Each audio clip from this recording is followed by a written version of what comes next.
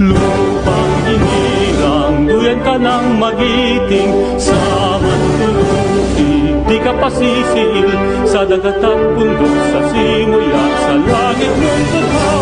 May dalagang tula at awit sa paglayang minamahal, ang kisap ng wataw at lu'y tagumpay na nagniningning, ang bituin at araw niya kailan pa may di magniningning. Lupa ng araw ng walhating pumunta, uwi langit sa piling ko. Ang ligaya na pag may mga atin na namatay ng dahil sa'yo.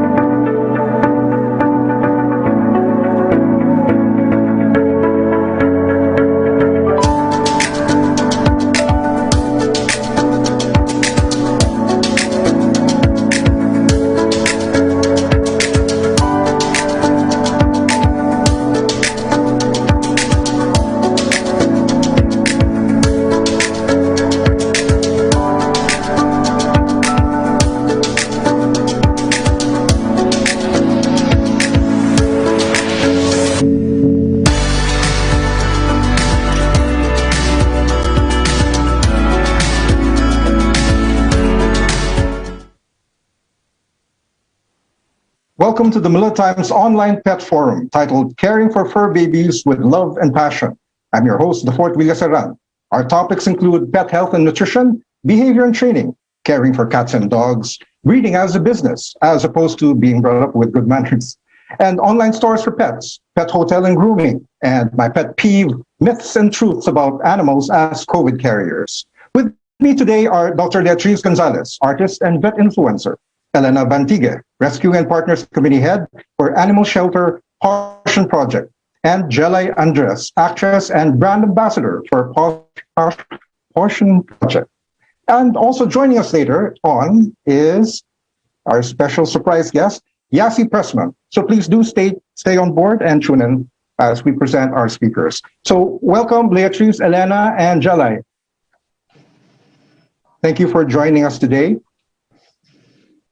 For those of you who email the cutest photos of your fur babies to shane.carbonell@manilatimes.net, you have the chance to win exciting prizes in a short while. So for those of you who haven't emailed, now is your last chance, and before Shane herself explodes in a burst of cuteness overload. So please do email, and we now will be presenting our first speaker. Now, our first ferocious lady speaker is Dr. Beatriz Gonzalez. She is a doctor of veterinary medicine from De La Salle Araneta University, or DLASU. She is currently practicing as a part-time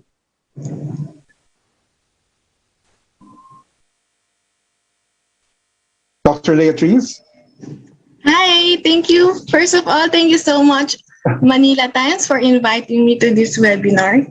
You're a part-time professor at DLSAU, am I correct? Yes. So you're also an entrepreneur and vet influencer. So you create all this content for people, and you bring people along on your journey using the power of social media. So please do tell us more about pet health, elaborating the common disease of pets and how to prevent it. All right. Okay. First of all, thank you so much, Manila Times, for inviting me to this webinar, Caring for Fur Babies with Love and Passion. Though recently, due to this pandemic, a lot of people have decided to get a pet out of boredom or to help them with their mental health. So having a pet is fun until they get sick. So today, I will share some common diseases and then explain how you can help to prevent them. Right?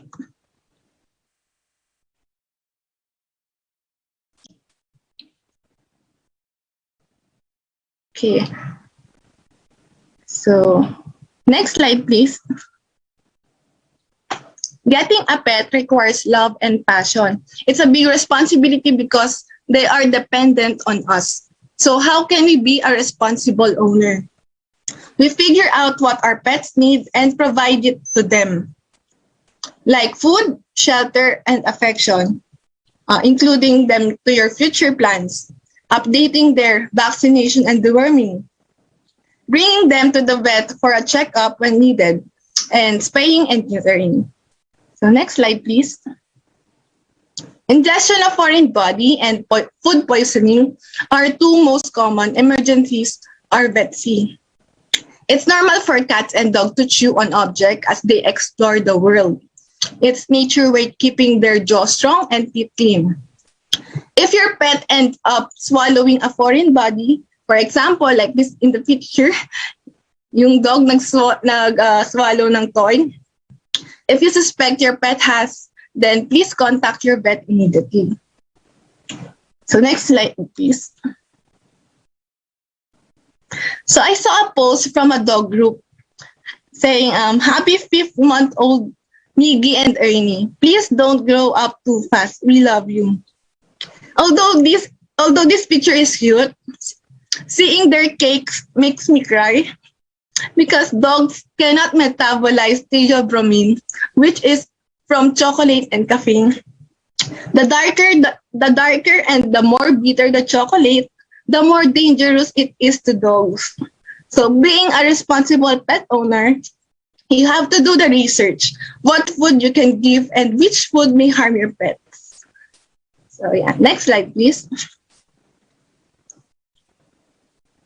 So what are the food toxic to your pets? So here are the list. This is the common na ma-access natin sa bahay-bahay. Una yung chocolate. Next is yung onion. And then avocado, grapes, chewing gum, and yung mga mint candy. So yan, meron silang certain limit na pag na-ingest nila, pwedeng lumitaw yung sign and ikamatay nila. So as much as possible, it's important to know bago tayo magbigay ng treats or bago tayo magbigay ng food, do the research first. Okay, next slide, please. So don't self-medicate. Pet owners have very little or zero knowledge about how drug works. Let me share a story of one of pet owner posting in a dog group. Next slide. Saying that her cat seems sick and have a high temperature and lethargic. So what he did was he gave his cat a paracetamol or biogesic. So this drug, however, is used to treat fever or pain in humans under careful dosing. Pero dito sa cat kasi, it is highly toxic and could kill a cat in a matter of 4 hours. So cats cannot synthesize this drug in the liver, resulting into serious reactions such as damage to the liver. Ayan. So ang mali ng owner dito is nag-self-medicate siya. And isa pang mali niya dito is instead of going to the vet, kasi ito na yung effect, naging lumobo na yung mata niya. So instead of going to the vet, nag-post lang siya sa pet group, sa dog groups. So yun yung mali doon. So instead na masave pa natin yung pet natin, nag-aantay ba tayo ng comment ng ibang tao? Okay, next slide please. Ayan. So is your pet having a skin problem? There are many causes and maybe because of bacterial infection, external parasites like ticks, mange, fleas, fungal infection, hormonal disease, allergy, and weak immune system. So, mahalaga, idalin talaga siya sa vet kasi mamaya akala lang natin parasite, fungal infection pala.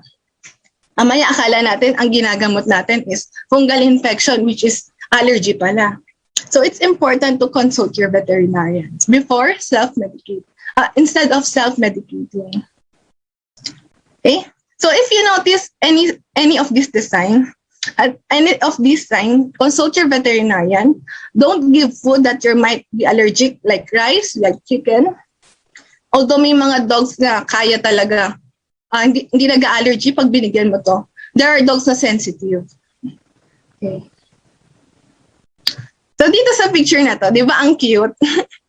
Pero the truth is, this can be life-threatening situation for your pet. Yung obesity. Marami ako nakikita talaga na alaga nila, tuwang-tuwa sila, ang taba-taba. But excessive fat negatively impacts a health and longevity. Next slide, please. So obese pet develop an increased risk for many types of cancer, diabetes, pwedeng mag-cardiac arrest, hypertension, mga heat stroke, ayan. So it's important na dapat panatilihin natin sexy ang ating mga alaga. Kasi at the end, pwedeng ma-damage yung kanilang organ and worse is ma-heat stroke sila, ayan. Next slide, please. So, being a veterinarian, here are common infectious disease we encounter almost every day, but are very preventable. So, ang daming namamatay na aso na pwede naman natin i-prevent through vaccination. So, isa-isahin ko to. Next slide, please. So, how can they get sick? There are several ways to acquire the disease. Una, contact, direct or indirect. So if your pet has not completed its vaccination program, it is better not to make them contact with other pets, including ones that seems okay, pero carrier na pala siya ng disease. Okay? Next is, ayan. So, canine parvovirus, sobrang sikat ng sakit na to. Ang daming kong kakilala na mamatayan ng pet. And I think Miss Jelly Andres, ito yung sakit ng kanyang aso na si Chicken before, napanood ko sa vlog. So, pwede natin siya ma-prevent kung mapapavaksinan natin sila. Ano ba yung parvo? Ito yung nagtatain ng bloody or malansa. Nagsusuka. So, magiging dehydrated yung ating pet. Yun yung kailangan natin labanan. And dahil virus siya, walang gamot sa virus. Kumbaga, supportive care lang ang pwede natin bigay. Ayan. Meron akong case, kwento ko lang. So, a couple buy new pet and sobrang excited sila i-show off yung kanilang pet. Sobrang mahal nun. So, winok nila sa mall, winok nila sa park. So, after a few days, dinala sa clinic, papa-vaccine. So, sa atin, hindi tayo nagva-vaccine ng newly acquired pet. Kailangan at least 1 week, i-observe mo muna. Kung healthy yung dog, mamaya, within 1 week, magtae siya, magsuka. So at least alam natin na hindi healthy yung dog. Kasi pag binakunahan natin siya without knowing the history, kasi kakakuha mo lang, pwedeng na-acquire na niya yung virus. And then pag binakunahan natin, even though mukha siyang healthy, pwede siya pa ring mamatay dahil meron na pala siyang virus na na-acquire. So it's important na huwag nyo munang ilalabas yung mga pets nyo if hindi pa sila fully vaccinated. Ang dami ko nakikita sa malls, yung mga puppies, Diyos ko, isang virus lang talaga, wipe out. So, sana maano mo na, maging aware din yung mga pet owners sa mga nasa paligid nating mga sakit. Okay, next. So, ito distemper. Ito yung mahirap i-control kasi airborne siya na nahahawa. So, pag nag-vaccine naman, mape-prevent naman natin to. Ang problema dito, tinatamaan niya yung central nervous system and respiratory system. So, pag nag-survive yung aso, lifetime carrier na rin siya. So, isipin nyo, kunyari nag-survive yung pet nyo, lifetime carrier na siya ng disease. So, kawawa naman yung iba. So, dapat i-isolate natin if mag-survive yung pet nyo. Although, yun, may mga factor kasi na nangyayari yun. And that's the reason why many vet clinics don't confine dogs with distemper. Kasi deadly yun, and pwede pa makahawa sa mga naka-confine. Okay, next slide please. Okay, ito naman leptospirosis. So, pag tag-ulan, ayan, madalas nating case yan. One time, may client ako, yung dog niya, yung Siberian Husky niya, yung color ng eye nun ay color blue. Tapos nung dinala sa clinic, color yellow na, jaundice, naninilaw. So, nung tinest siya sa leptospirosis, ayun, nag-positive. Ang sabi lang ng owner, winok lang daw niya sa park. And di pa pala fully vaccinated, ayan, tinamaan yung husky niya. So, paano ba nakukuha to ng aso? Pwede nila makuha yan pag, kunyari, umiinom sila sa mga tubig na meron palang infected na, kunyari, naihian ng daga. So, ayan. And ang problem dito sa disease na to ay zoonotic. So, once your dog na nagkaroon ng leptospirosis, pwede kayong mahawa. So, it's important na be careful when carrying an infected dog. Okay? Next slide, please. Ito ang rabies. Medyo deadly and nakakatakot talaga. So, yung common na tanong sa atin, sa mga na natatanggap ko, yung puppy ba may rabies? Yan lagi kong natatanggap. Actually, wala silang rabies. Nagkakaroon lang ng rabies yung aso kung meron silang contact sa aso na may rabies. Kunyari, nakagat sila ng aso na may rabies. Kunyari, pag-gala-gala yung aso mo. May namit siyang aso na may rabies. Kinagat siya. Doon na siya magkaka-rabies. Pero yung mga puppies, pag nakagat ka, na-scratch ka, na alam mo namang malinis, walang contact sa rabid dog. So, ayun, hindi naman kayo magkaka-rabies doon. Ang mahalaga lang, linisin niyo yung wound. Kasi hindi man kayo magka-rabies, kaso magkakaroon kayo ng mga infection. So, ayun, sadly, I had this patient na I have to put to sleep. First time ko mag-put to sleep ng dog kasi suspected siya ng rabies. Nakawala daw kasi yung dog, tapos napagtulungan ng pack of dog na rabid, mukhang rabid. Tapos, pag-uwi, sobrang aggressive na. Naglalaway, galit na galit sa hangin, hirap lumulon. So, ayun, actually marami siyang sign talaga ng rabies. So, ayun, kailangan natin siyang i-put down kasi threat una, as much as possible. Kung kayang gamutin, why not? But unang-una, threat na siya sa community. And pwedeng, once na makagat ka nun, pwede ka maging rabid. Dito sa Philippines, it is among the top 10 countries with the highest incidence of the disease. Annually, meron tayong 200 to 300 cases na namamatay na tao dahil sa rabies. So, it's important na pag nasuspect niyo yung aso na rabid, sabihin niyo agad sa government official. Kasi, kawawa yung iba na pwedeng mamatay dahil sa disease na to. And doon sa mga rescuers, ang akin lang, before rescuing, make sure meron kayong anti-rabies para syempre, bago ka tumulong sa iba, i-protect niyo muna yung sarili niyo. Ayan.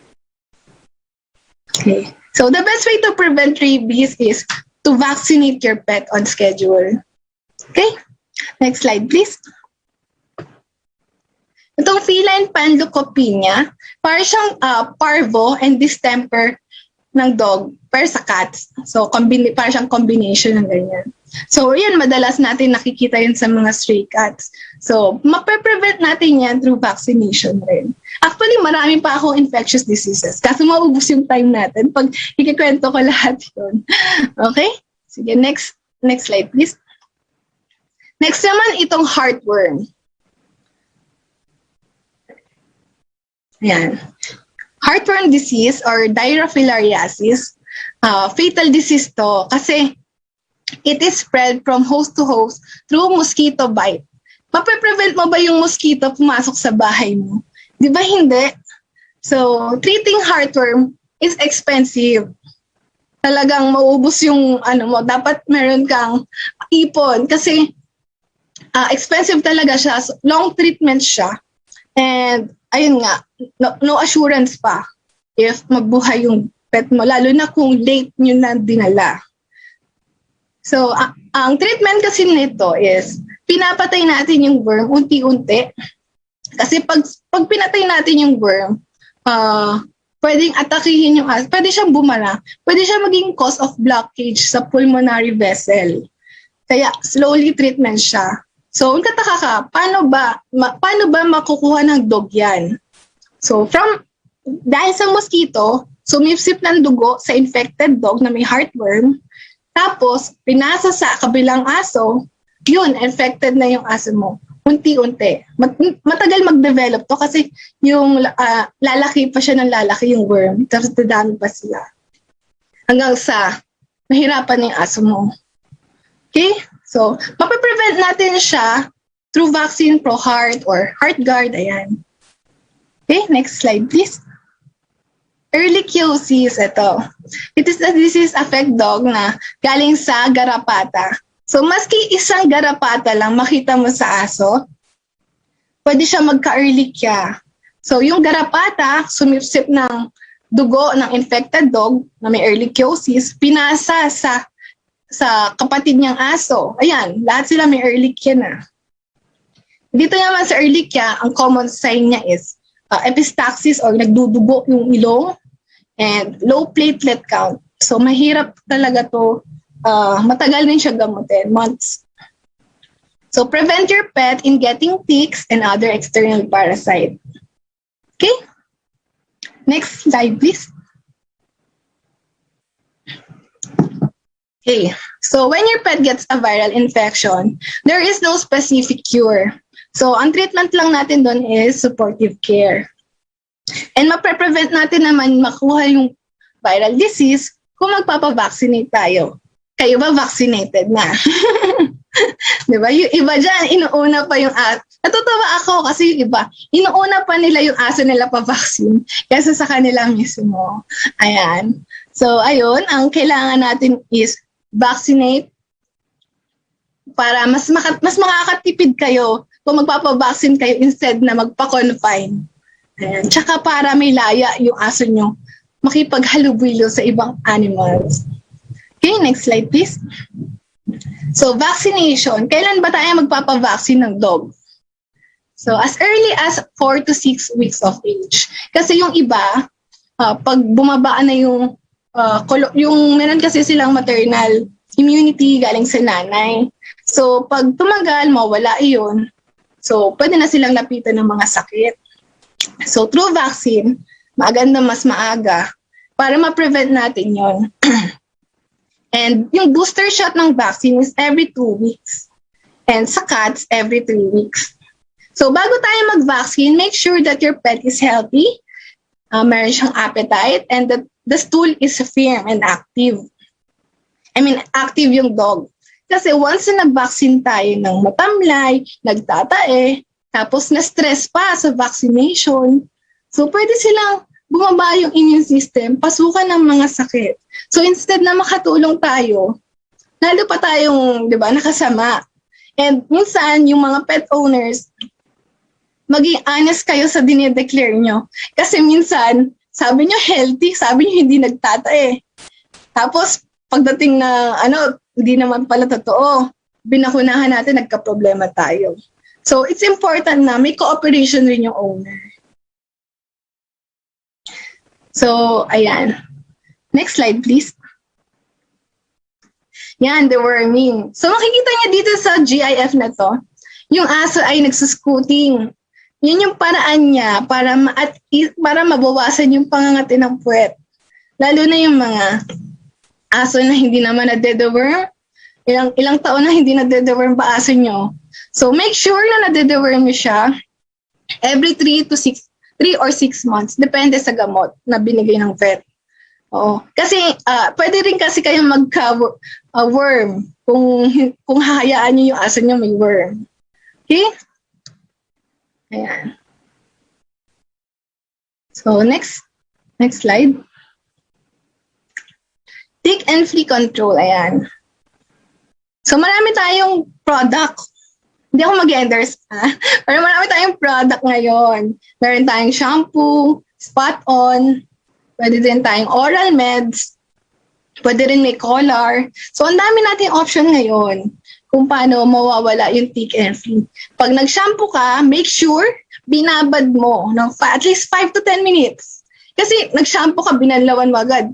Diyos ko, yung tick and flea parang linising mo lang, hindi mo napatay. Okay, so dapat ibabad mo talaga nang ma-absorb niya. Ayan. And gaya nga nasabi ko, maraming sakit ang pwedeng makuha. Maraming kayong blood infection makuha dahil sa tick and flea. And mamaya kayo rin magkaroon ng tick and flea, makatito. Siyempre, ayaw naman natin magkaroon tayo ng ticks, di ba? Ayan. So, next slide, please. Okay. Next is spay and neuter or yung tapon. Ano ba yung spay? Spay is to remove the ovaries of female. And neuter naman, tatanggalin natin yung testicle from a male animal. So ano ba yung mga benefit niyan? Una, mare-reduce yung chance ng cancer. Breast cancer, uterine infection, pyometra, yan, madalas yan talaga. So, kung hindi nyo naman plan, i-breed yung inyong animal, wala naman kayong plano mag-breed, maganda ipa-spay and neuter nyo na sila para maiwasan kayo sa future problem. Pangalawa, dahil nga hindi na sila nag-hit, pwedeng magkaroon ng behavioral changes. Mas happier sila, and hindi sila aggressive. Ayan.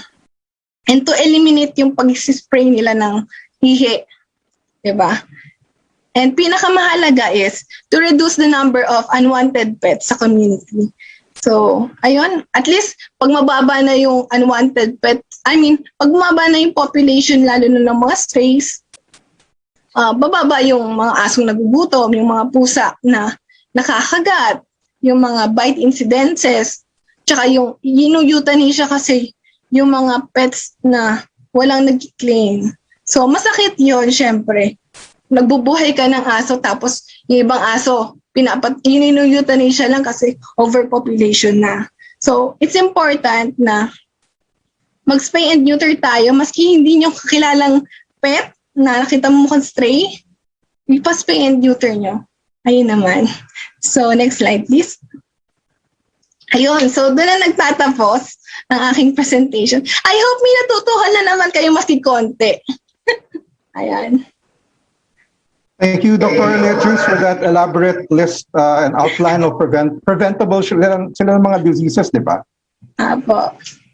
I only have 2 questions for you actually for now. No? Yung napansin ko kasi sa mga slides ko, meron ka doon yung, pwede ba ako masama doon sa mga sinasabing pet na obese? Pet na? Pet na mga obese. Sila parang medyo parang magatulad ko. Yung naman po, sexy naman po kayo. So, but seriously, yung other question ko is, we brought it up earlier. Now, one of the questions that people ask is, pwede ba yung mga pets yung maging carriers ng COVID? Is it true na yung cats can be carriers while dogs are immune? Are these myths or true? Actually, iba yung effect, iba yung strain ng coronavirus sa dog, iba yung effect and strain sa cats, and iba yung sa humans. So sa dog, ang common sign ng coronavirus is pagtatae. And dito naman sa cats, yung infectious peritonitis, iba yon. And iba naman sa humans, iba yung mode of transmission, iba rin yung effect. So wala pa naman as of now na nagko-confirm. Mayroong studies, pero hindi ka naman mahahawa na dahil sa pet mo. Ayan. So it's not really like yung, kunyari meron kayong cat, di ba? And then sabi nila baka may dumapo sa kanila na coronavirus, yung pipigilan mo na gumala kasi baka kung saan-saan niya dinadala. Yung iba kinukulong na lang yung pet sa household or sa room. And nababawasan sila syempre ng outdoor time nila, yung sunlight and fresh air. So it's not unnecessary naman yon to quarantine yung pets mo. Actually po, mas okay yun na i-quarantine mo na lang muna as of now. Kasi pwede rin sila kunwari, umubo yung kapitbahay nyo, nasalo ng cats, or ginamit yung cat mo pang ubo. Tapos hahalikan mo yung cat mo. So, of course, magkakaroon ka rin talaga nun. So, mas maganda, wag mo munang ilabas or i-clean mo na lang siya before kissing or before, bringing home. I guess, since naman tayo ngayon, very conscious sa ating mga hygiene, personal hygiene, isama na natin yung ating pets doon sa washing, wiping down, and yung personal care, diba? Hindi lang self-love, meron tayong fur baby love sa kanila. So yun, thank you, Dr. Leatrice, and please do stay on board kasi we have a whole lot of questions. They're piling up na nga about some of the things you've said, and I think there are some other questions that are related to yung talk mo about preventable diseases na ating mga pets. So thank you very much, Dr. Leatrice. Thank you so much. Now, for those of you na medyo excited to hear our surprise guest later on, si Pressman, do stay on board, no? Pero I think a whole lot of you are also very much, if not more, excited to get to hear our second speaker because it's none other than Jelay Andres, the one and only. Now, her advocacy is to rescue animals, and as an actress and as an endorser, she uses her influence, also as an author and vlogger, to promote her advocacy of animal rescue and adoption.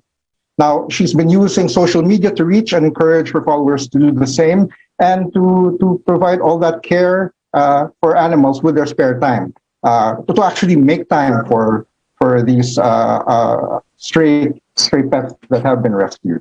So one of the ambassadors for Caution Project, she has been helping other people and animal shelters also in need. Now, she believes that her pets also saved her from depression. It's not just so much people helping animals, but there is that amount that goes back to us. So we're very excited to hear Jelay Andres talk about her topic, encouraging to rescue, adopt, and care for animals. Hello, Jelay. How are you? Hi, everyone. Hello po. Kamusta po kayo? Yes, we're excited to hear about your stories about care for rescue and caring for animals that were adopted. Yeah, okay. First of all, ako po si Jelay Andres and very happy po ako and thankful sa Manila Times kasi nagkaroon po kayo ng ganitong event. Malaking tulong po ito para sa mga fur mom na katulad ko at sa mga nagbabalak pa lang na mag-alaga ng mga pets. Ayan. So, pati sa Caution Project kasi ako yung isa sa ambassadors nila and ang gusto kong sabihin sa inyo ang aming advocacy. Isa sa advocacy namin is syempre adopt, don't shop and be the voice of the voiceless. Ayan. Explain ko lang kasi syempre di ba tayo nga po pag nagugutom tayo or may nasakit sa atin nakakapagsalita tayo, paano naman po ang ating mga mahal na babies, syempre hindi naman po sila nakapagsalita. So, especially ang ating mga stray animals na kadalasan is hindi po nabibigyan ng pansin. Gusto ko po na matutunan ng ating mga tao na bigyan ng pansin, pagmamahal, bigyan ng chance ang ating mga stray kasi deserve nila ng love, ng family, ng chance. Ayan po. So, ikwento ko lang po na meron po ako ngayong 14 cats and 5 dogs na halos lahat po sila is inampon lang. So, isa lang yung niregalo doon. Tapos nanganak yung isa. Tapos lahat yung inampon ko lang po kinukuha ko sa kalsada, sa palengke, sa kung saan pag may nakita ako. Kasi po, iba po, kaya sa mga gustong mag-alaga, sana po bigyan niyo po ng chance yung sarili na makapag-ampon na lang po kaysa bumili. But hindi po ako against sa pag-breed. Okay lang din po yun. Pero pansinin din naman po natin yung mga stray animals kasi iba rin po sila magmahal at matatalino po ang mga aspin. Iba po yung nabibigay nila sa inyong saya at pagmamahal at totoo po yun na nakakatanggal talaga sila ng depression. So, ayun, pagka talagang ibang may babalik nila sa inyong pagmamahal kapag alam nilang minamahal niyo sila kasi hindi mababayaran ng kahit ano, walang kapalit po yung saya, lalo na pag nakikita niyo na masaya sila na nakikita ka. Ayan. So sana po open po natin yung hearts natin sa pag-ampon at magmahal sa ating mga pets. At kung hindi naman po natin sila kayang alagaan or hindi man natin silang bigyan ng food or matulungan, huwag na lang po natin silang sasaktan. Ayun po. Sir, as much as I wanted to stay, nasa shooting. Kaya nakita niyo po nasa bukid ako. Ayan, gustong-gusto ko lang po talagang maka-join din sa inyo para makapagpasalamat and makasali po sa masabi ko rin po yung aking advocacy. Well, we appreciate your joining us and giving your insights on yung tungkol sa pag-aalaga ng mga rescued animals. Pero before you go, could I ask just 2 questions, no? Kasi familiar ka ba dun sa yung kwento na umiikot na yung mga pusa ngayon daw, depressed sila ngayon. Yung mga animal psychologists daw, sinasabi na yung mga pusa na naiinis sila, nairita sila at na-depressed dahil yung mga humans nila, yung mga tao nag-aalaga sa kanila, parating nasa bahay ngayon, hindi tulad noon na parating lumalabas. Medyo napagtutuunan po sila ng pansin masyado. Oo, masyadong pinaglalaro-laro. Kasi ang mga cats po medyo masungit talaga sila sa di ba po, medyo sila, may sarili silang parang space, ganyan. Tsaka medyo mas nakakakilala sila ng, yung dogs kasi yung ibang dogs, sa akin lang po ito, hindi ko alam kung tama, pero sa ibang dogs, karamihan, maraming dogs na malambing, na mabait. Ganon din yung cats. Pero sa akin po, ang mga cats ko is namimili ng amo, ganon po. Tama. Pero yung masungit, mukhang okay naman po sila ngayon. Medyo masaya naman na parati kang nasa bahay. Pero yung experience mo na nakatulong sila with yung pinagdaanan mo na depression, could you share with us a little bit how yung pets really allowed you to bounce back at to become better dahil sa yung pag-alaga sa kanila, and then parang ikaw pa yung naalaga nila dahil sa nawala yung naibsan yung pagka-depression?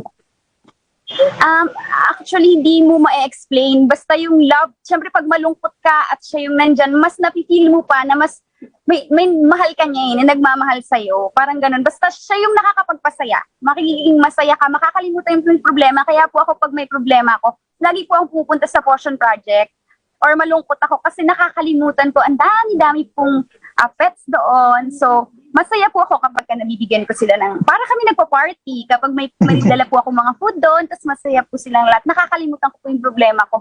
Gumagaan yung pakiramdam ko at nawawala po yung insomnia ko. Kasi kapag po meron kang pet na katabi mo matulog, tapos kapag humiga na siya sa'yo, hindi ka na makakagalaw. So, yun po is experience ko. So, hanggang sa makakatulog na rin po ako ng early kasi hindi ka makagalaw dahil may tulog sa tabi mo. Parang ganun po. Wala nang puyat-puyat.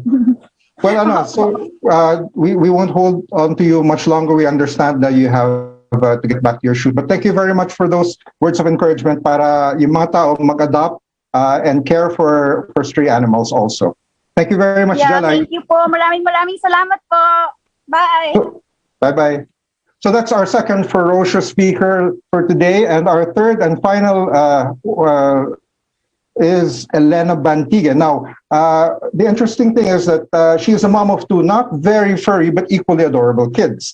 As an animal welfare advocate and rescuer with medical background, she is the committee head for Rescue and the Partners Committees for Potion Project. Now, her talk will focus about caring for dogs and cats as part of responsible pet ownership.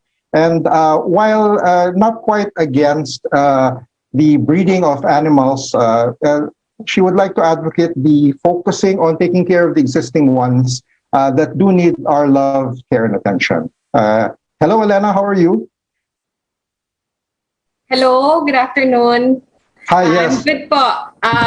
Thank you so much for inviting Caution Project. Thank you, Manila Times, for giving us this opportunity to share our initiatives and our advocacy. Yun po, we're a little heartbroken today because we lost our deer rescue yesterday, but we're doing it for more rescues. I'm sorry to hear that, but I guess the work continues and there are more pets to love and care for. And maybe I understand you also want to share a video regarding the work that you do. Yes. So we can roll it now and show it to our viewers.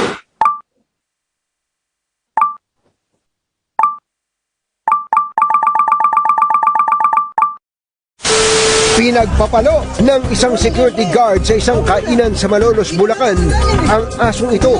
Na humataw sa isang walang kamuwang-muwang na pusa. Pakita po ng walang awang pagpatay sa isang tuta. Binuhat ang aso, saka ibinalibag.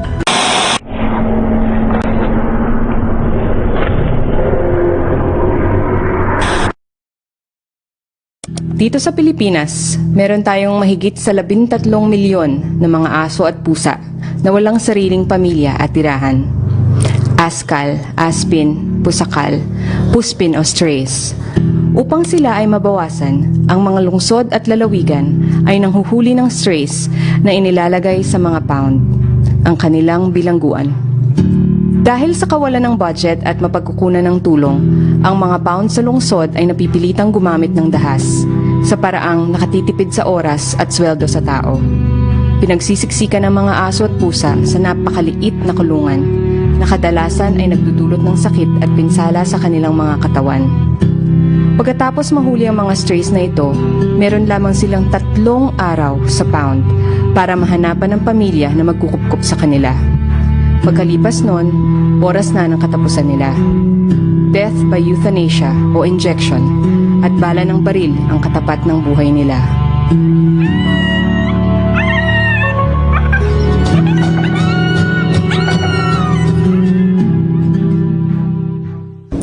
Isa pang nakapanlulumong realidad ng mga strays at alagang aso sa Pilipinas ay ang dog meat trade.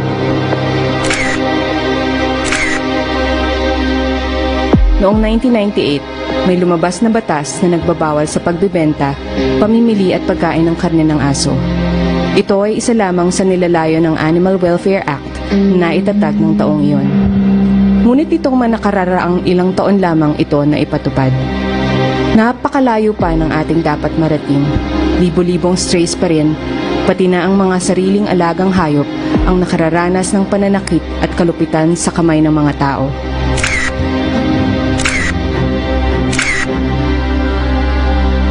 Ang aming grupo ay araw-araw na nakatatanggap ng daan-daang reklamo at paghingi ng tulong para sa mga aso at pusa na pinagmalupitan o pinagkaitan ng maayos na kalagayan. Patuloy na lumalaganap at dumarami ang pananakit at kalupitan sa kanila, lalo na ngayong panahon ng COVID-19 pandemic.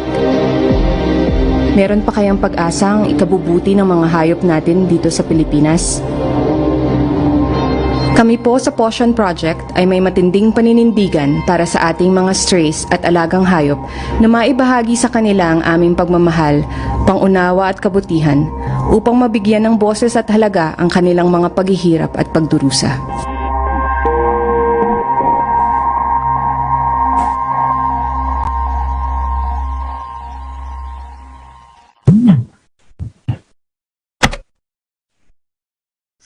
Ayun po. I just wanted to show the video first before I talk about Caution Project and our initiatives. So we can go on to presentation po.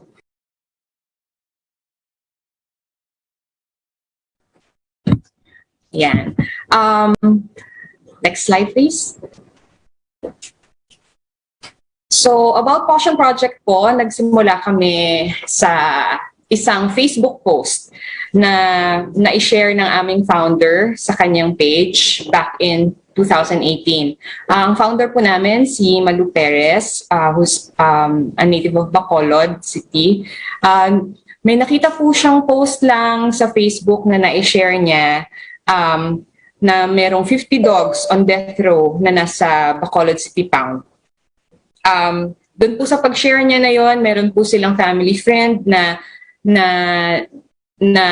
napukaw ang damdamin. Kaya nag-offer na gawin munang shelter yung lupa nila doon sa Victoria City. So that's how Caution Project started, you know. Just a single Facebook post share. And now it has come to this big an organization. Now we've finally we've rehomed over 500 rescues already. We have rescued more than 1,000 stray animals. And we now have over 500 rescues also in both our Bacolod and Bulacan shelters. Next slide, please. So our mission at Caution Project is to rescue, rehabilitate, and rehome abused, abandoned, and neglected animals. Next slide. And our vision, of course, is, you know, to have animal-friendly communities that foster kindness to all living creatures with the goal of achieving the 5 freedoms for all stray animals. So these 5 freedoms, next slide po.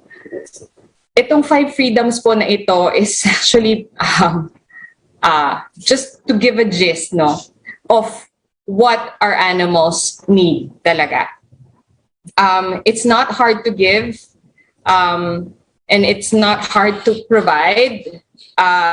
Minsan lang po talaga, marami din sa ating mga kababayan ang hindi po natin alam kung bakit merong pagka-cruel din talaga in nature. So, marami po sa ating mga stray animals ang nagiging biktima nila. So, 5 freedoms of animal welfare. Next slide, please.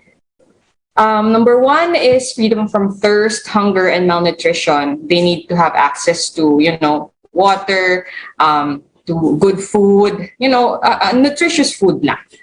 And then freedom from fear and distress, freedom to express their normal behavior, you know, enough space. Hindi sila po pwedeng nakatali lang po all day because kaya po marami ding mga reports na ang kanilang dogs ay nagiging aggressive is because they're tied, you know, tied in a really short leash ng buong araw. Kayo din naman po, kung kayo po ay nakatali lang all day, magiging aggressive din po kayo sa tingin ko lang.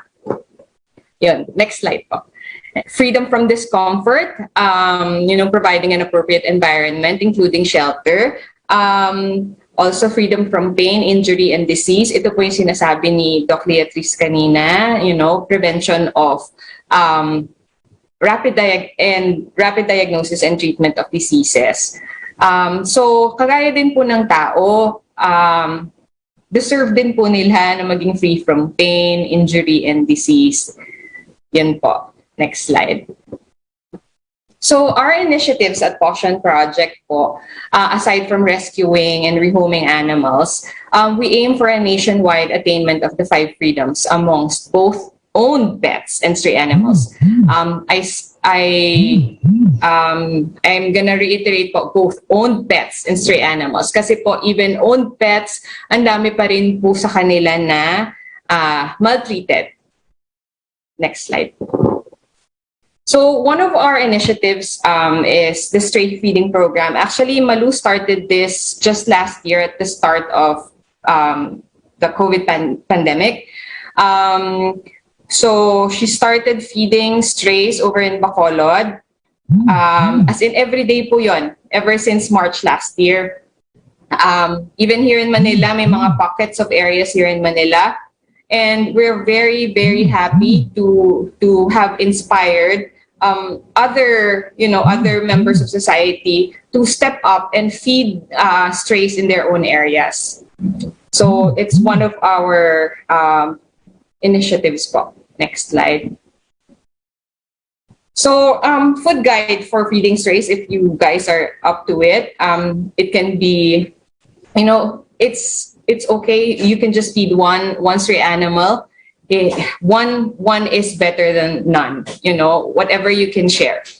So alternatives for rice. So main would be rice or meat and some veggies. So, pwede naman din pong potatoes, ganyan. Sawdust, ito po yung sawdust na from the meat shop, yung mga shaved na bones and meat from the meat shop. They sell that by the kilo and it's very cheap than real meat, but it's also good for them because may kasama ng meat and bones na kailangan din nila. And then veggies and fruits, actually, and also Doc Leatrice talked about these earlier, food that are actually detrimental to their health, and we don't want to add that. So, yun po. Next slide. Okay. I just wanted to ask if, how do you think this stray feeding program can lessen our rabies cases in the Philippines? It's actually very easy because, by doing this act of kindness to the strays, you build that relationship with them every day. When you feed them every day, you build that relationship with them and they get to trust you. And when they trust you, finally, you can bring them to the vet for checkup and get their vaccinations done. So isa po yun na paraan para mabawasan natin yung rabies cases natin dito sa Pilipinas and to have a kinder community for stray animals. So mababawasan din po yung pagkalat ng diseases like lepto. Kasi less yung magre-rummage ng pagre-rummage ng mga aso natin sa mga basura. So madami pong pwedeng mabawasan with just an act of kindness, feeding them regularly. So next slide po. Again, another initiative of ours is the spay and neuter and vaccination drives. Like what Dr. Leatrice also mentioned earlier, spay and neuter is very important in controlling the overpopulation of our strays here in the Philippines. It's the only humane way to address stray overpopulation and reproduction of both owned pets and strays. Kasi po, once the population is under control, we can focus on keeping them healthy through standard implementation of vaccinations and other basic medical treatment among strays. Yun po din yung sinabi ko kanina na the way you can get their trust is, by feeding them regularly. So to get a healthier stray population, healthier communities. Next slide. So why spay and neuter? Spay and neuter is the solution to stray animal of overpopulation and benefits animals and humans alike. Because ito po, just one unsterilized female cat can result in 30 kittens born in 1 year. That's how insane. That's how overpopulation. That's how we got into overpopulation po. Kasi yung ating mga cats and dogs that are on the streets are not fixed. Next po. And then for dogs, it's about 21 puppies born in 1 year. So just look at that graphic. Just one will come out to more than 20 in a year. Next slide. So ang benefits po ng spaying and neutering would be to reduce roaming, diminish marking and spraying, yung mga, especially ating mga male dogs na, syempre mga alpha dogs natin, mahilig yan talaga mag-mark ng territory. So spaying, neutering will help diminish that. It will decrease overpopulation. It reduces animal overpopulation problem by controlling unwanted litters.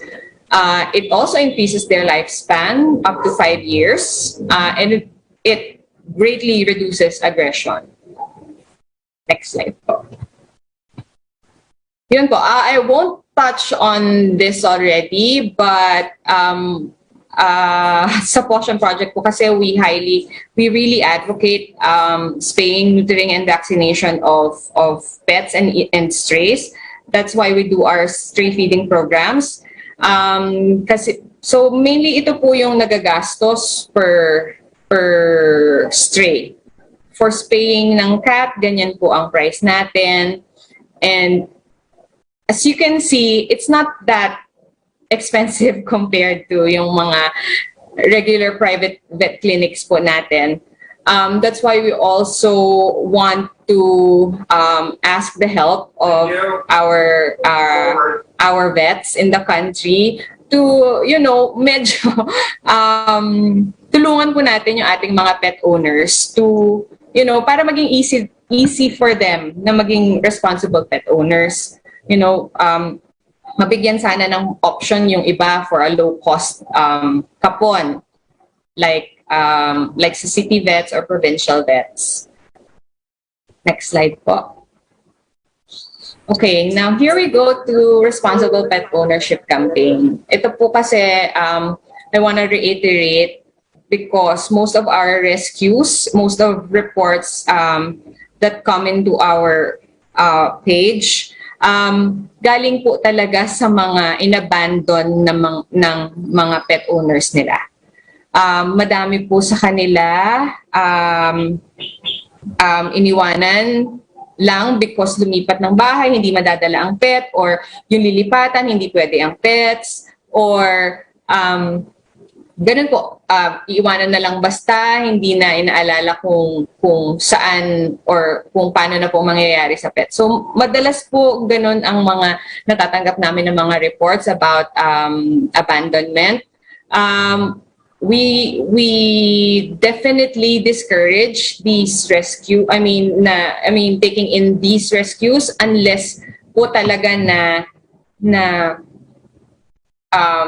ang case would be like meron po na matanda na, hindi na kaya talagang alagaan ng pet owner, or may cancer, nagkasakit po, ganon. Pero that's why we please ask the pet owners to please give more commitment and devotion to your pets, because pets nyo na po sila, wag nyo na po sana silang i-abandon ng ganun-ganun na lang. Kung hindi naman po talaga makakayang i-take in pa, pwede naman pong hanapan ng paraan, like lumapit sa mga kapitbahay or sa mga kamag-anak or kaibigan, kung pwedeng mahanapan din sila ng mag-aalaga sa kanila, ang bubuhay sa kanila.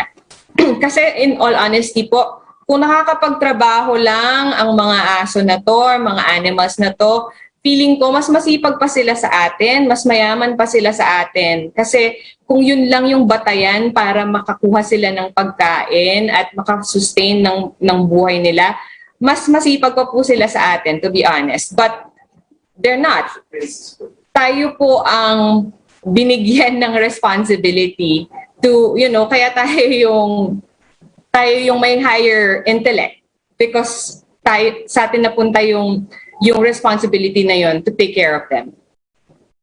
Yun po. Next slide. Careful with those statements. I won't touch on these na din po kasi nasabi na ni Doc Leatrice earlier. But we have yung mga core vaccines ng ating mga dogs and cats. Yun po. So that's part of responsible pet ownership. Bibigyan niyo po sila ng proper protection, proper food, ang shelter. Yun nga po, like what I said earlier, hindi po yung dapat na nakatali sila all day or naka-cage. Pwede naman po na, kasi marami pa rin ako nakikita dito sa atin na mga nakakulong ang mga pets nila sa loob ng bahay, or yung pong physical na cage, like a kennel. Yun po, we highly discourage that kasi yung kailangan po nilang ma-express yung kanilang behavior. And magiging aggressive din po sila talaga kapag nakakulong lang sila all day, tapos masikip pa yung lalagyan nila. Next slide po. Yan po, hindi ko na pag-usapan. Basta po, kailangan ipa-deworm nyo at ipabigyan nyo din ng vaccine ng inyong pong mga pets for everyone's protection. Tsaka po, mas mura na po ito kaysa yung antayin nyo pa po na pagkasakit sila, mas malaki po ang gastos. Sobrang ito pong mga 8-in-1 vaccine from our clinic at Bulacan Shelter is only 300 compared to a distemper medication which can last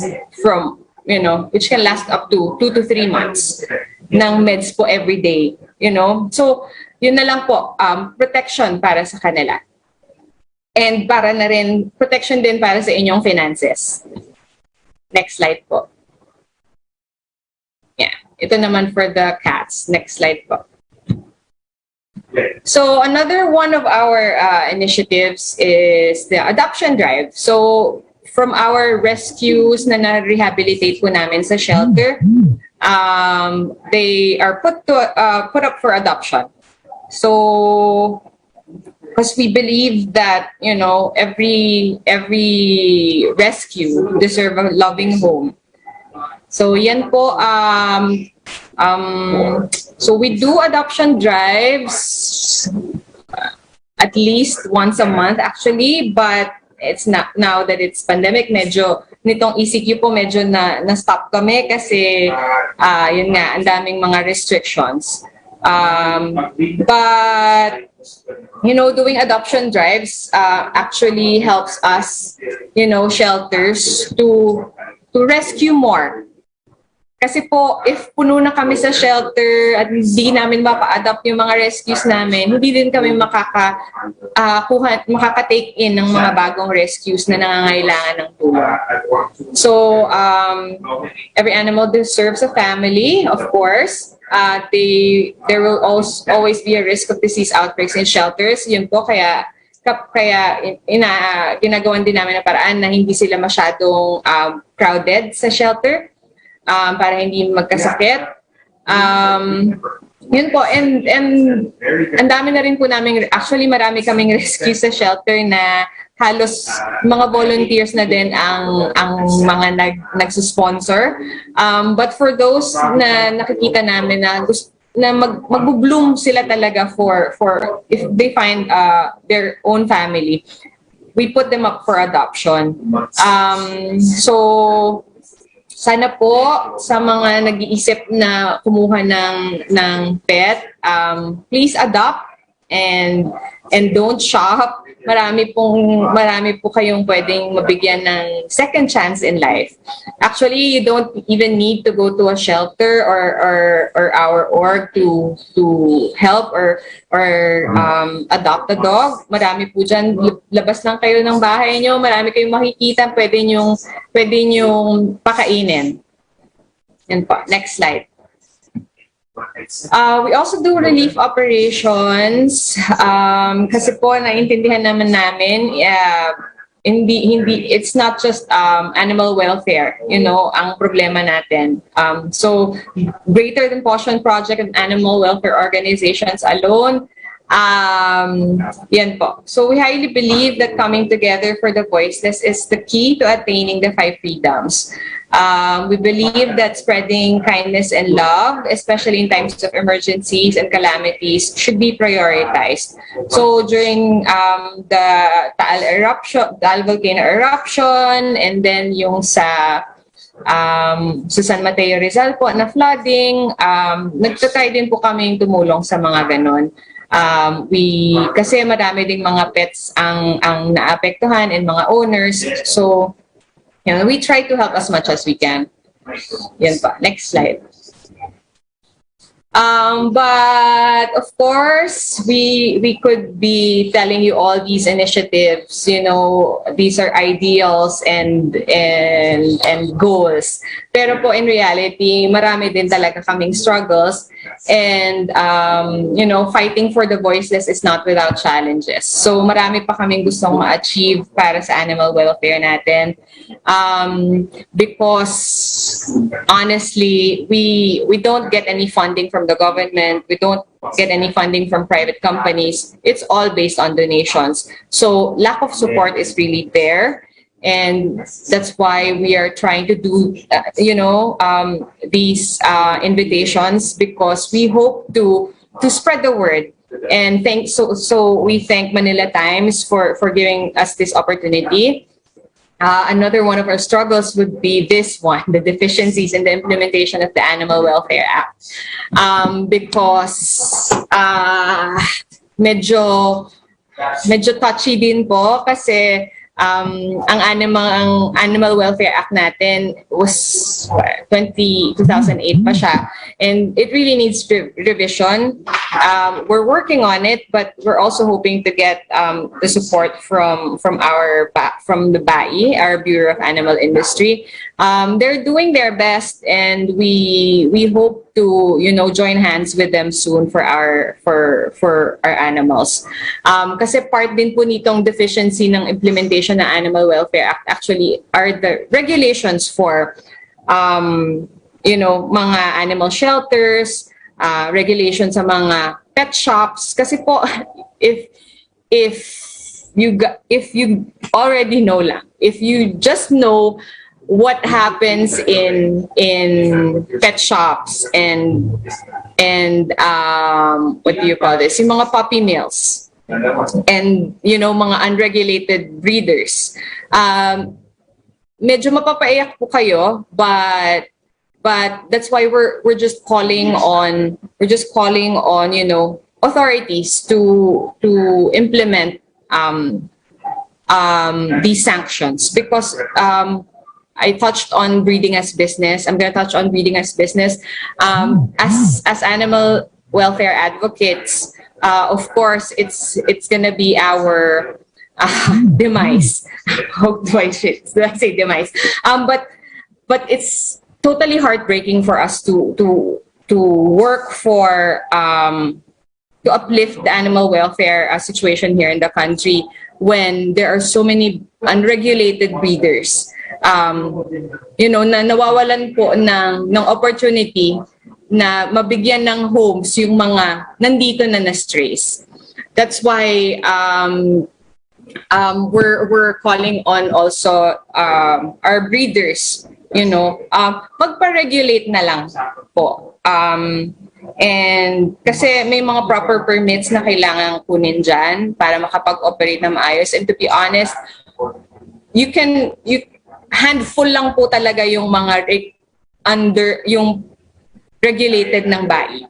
So, sa dami po ng mga breeders na nandito sa atin sa Pilipinas, talagang nakakalungkot kasi wala silang mga permit.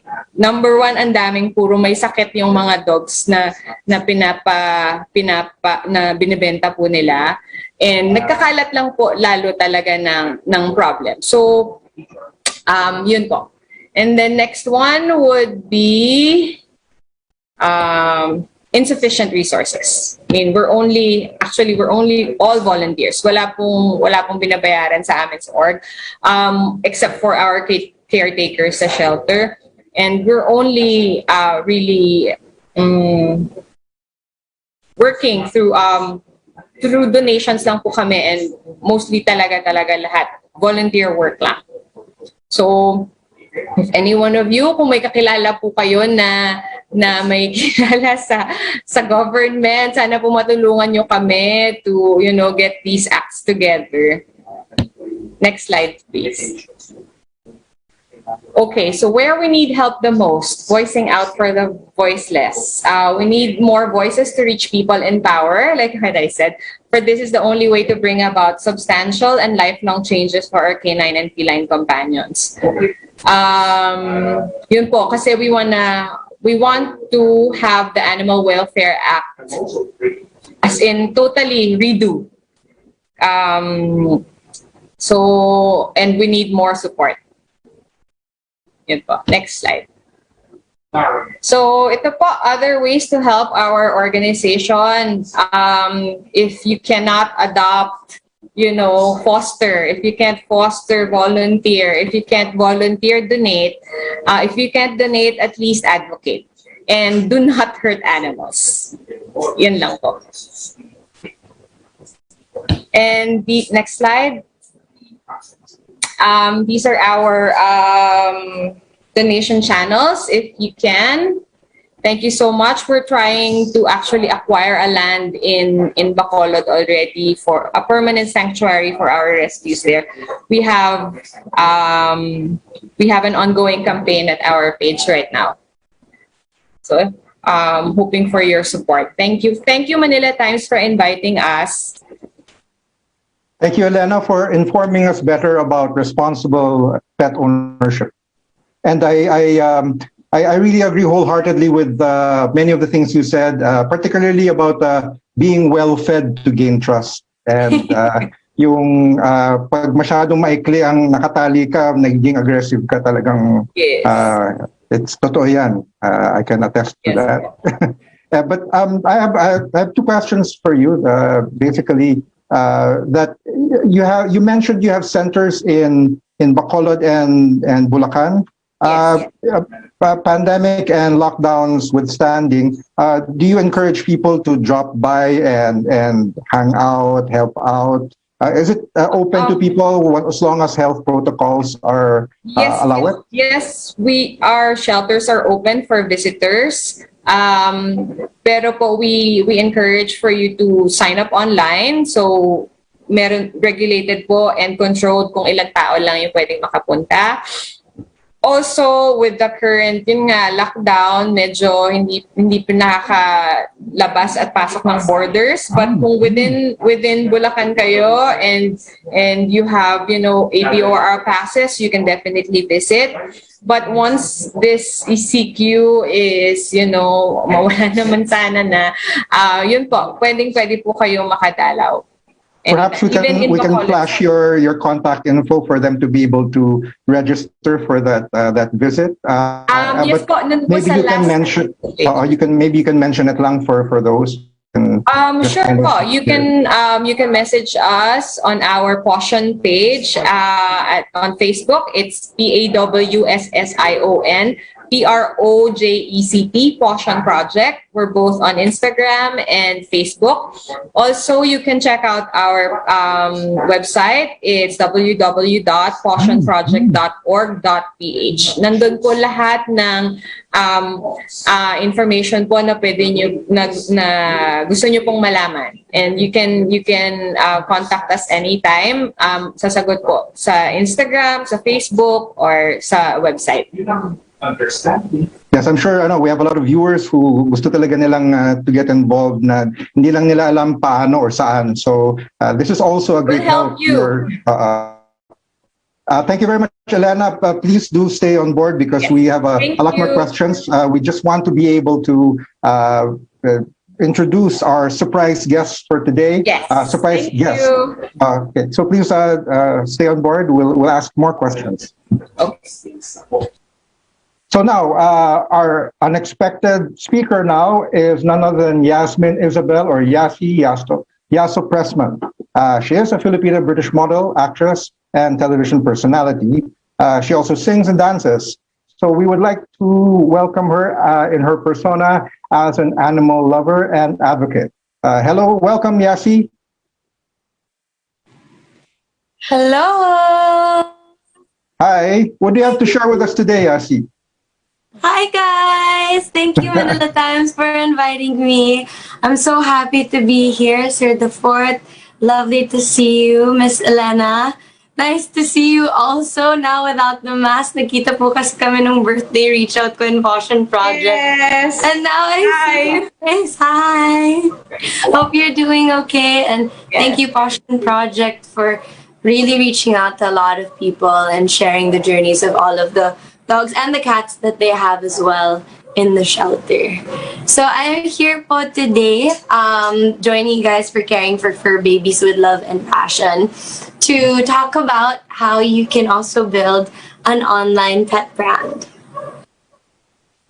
Is Sir the Fourth gonna join me, or I'll just go ahead? Yeah, go ahead.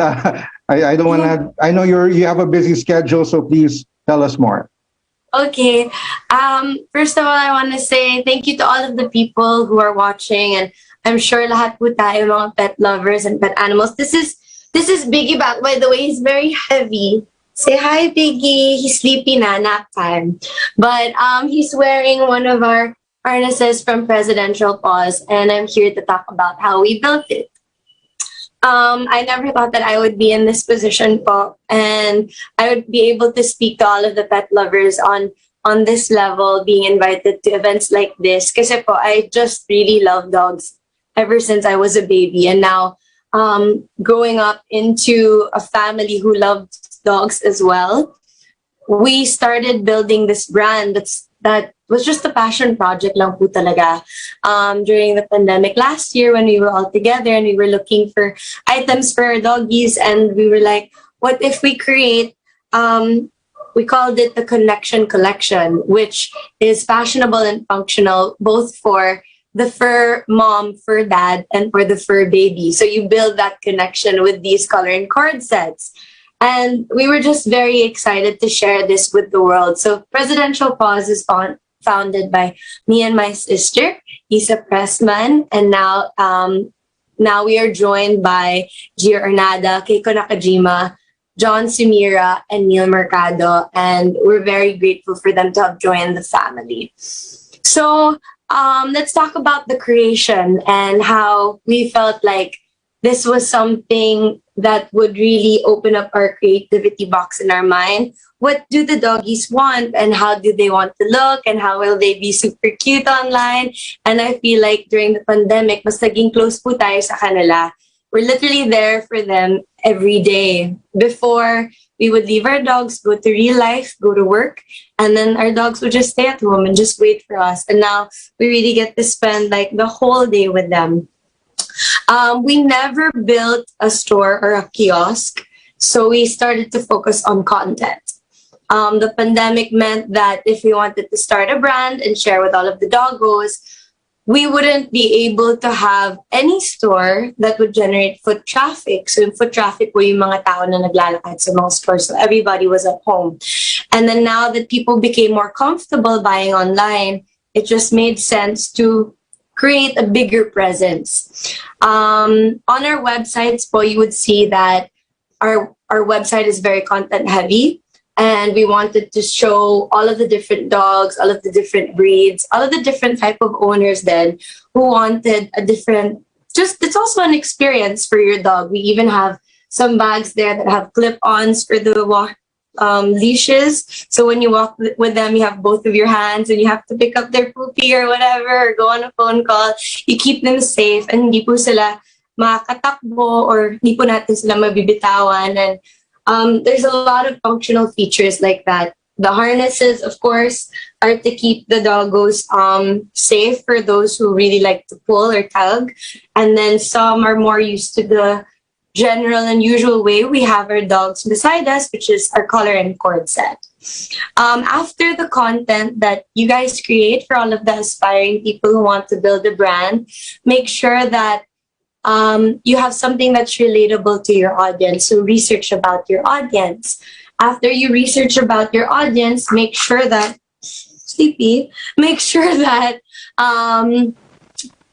you get your ads or content to the right hands. So ibig sabihin po nun, kailangan natin makahanap ng mga magagaling na Facebook ad buyers. You have to find the right people to hire so that they target your specific market. You must also have a fully functional website kasi nagawa na po natin yung step 1, creating the content. Nagawa na po natin yung step 2, getting your ads to your market. And then ang step 3 naman, wag sila sanang bumitaw pagdating sa website. So make sure that your website is fully functional. So there's a lot of platforms that you guys can use as well. We use Shopify, but you can also use WooCommerce. So you can research about Shopify and WooCommerce. Presidential Paws has only been up since December po. We're very new. We have created such an amazing family. Paws Club. We just wanted to create a community where we could all come together po. And there's so many messages that we get na parang nakagawa kami ng sarili naming group. And that's an amazing feeling where everybody's kind of just checking anong ginagawa ni ganito, anong ginagawa ni ganyan. Para sila talagang mga tao. And we're always updated with them. So we even had Presidential Pop Star, which was a competition that we had for all of the doggos. And then we just gave away some of the items as prizes. Pero lahat sila, merong photo competition, obedience competition. There was a lot of challenges like tricks, ganyan. So parang idol, kumbaga, the next Philippine Idol, pero for dogs. So that was really, really fun for us.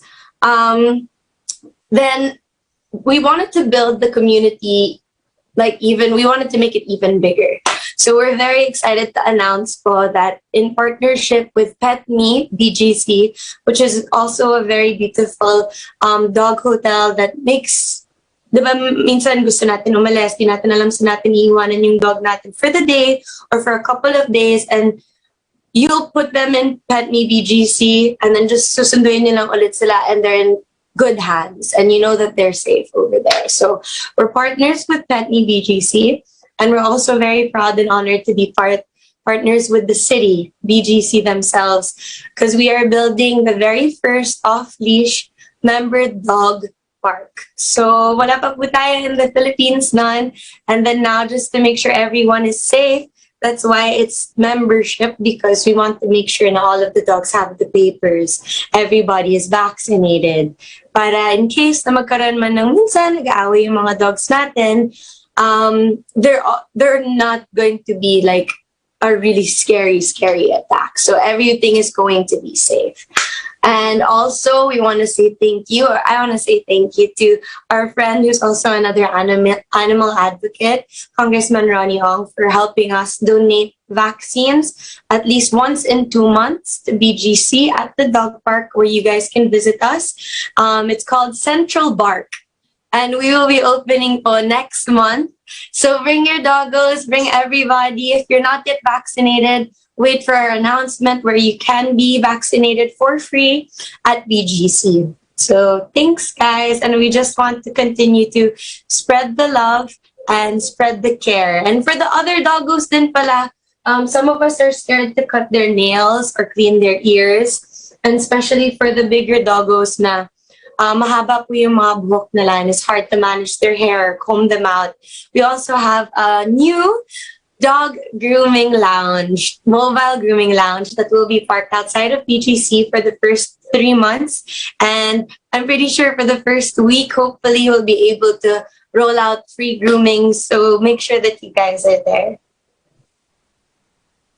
Yan lang po. Thank you. Thanks, I hope Yasi. sa mga aspiring people who want to build a brand, go and come join us with this community. We're welcome to partners everywhere.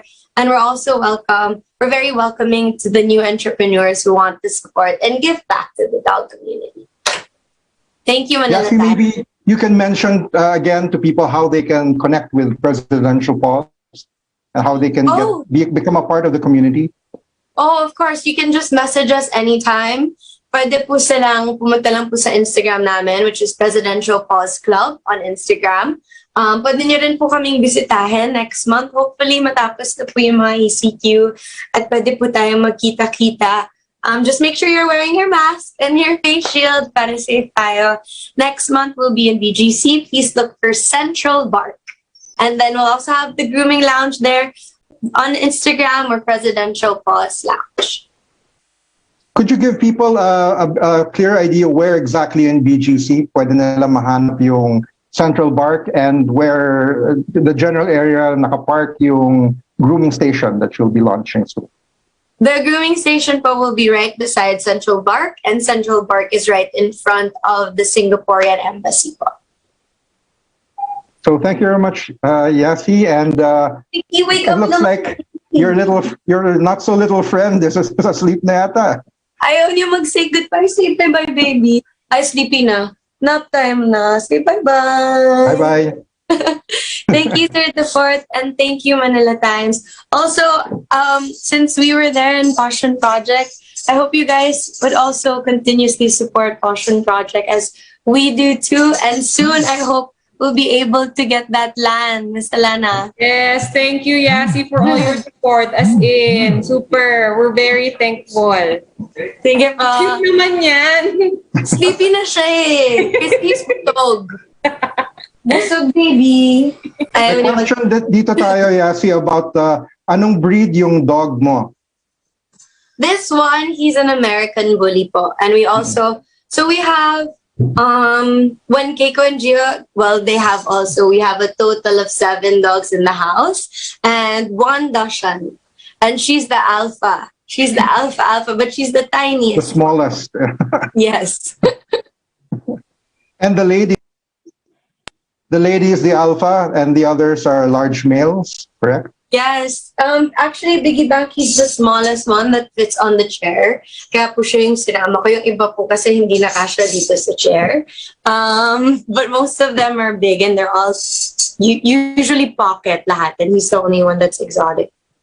So do you actually carry your other pets around with you in bags or Hindi na kaya ng bag po eh. Hindi na kaya ng Dachshund, kaya. We have a little baby pa, but she'll be big soon. Her name is Royalty, and she's the baby of Keiko and Gio.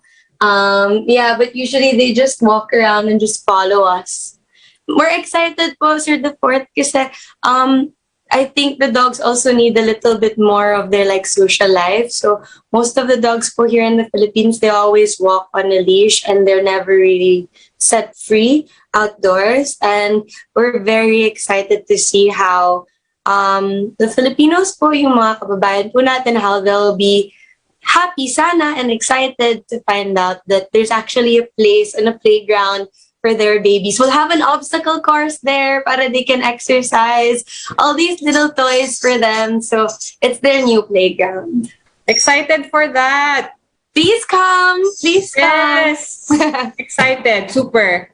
Yay. Bring your dogs for the vaccine. Yes. Congratulations to you guys, to you and Isa. Thank you. Thank you, Ms. Elena. Thank you, Mr. DeFort. Looking forward to it. Thank you, Yasi. Bye. Now comes the fun part of answering questions for our eager viewers. Before we give it a pause to be able to award the people who showed in photos of their pets. And I think our panel of judges have selected their best liked photos. So we can ask to show the winners of our photo contest for pets.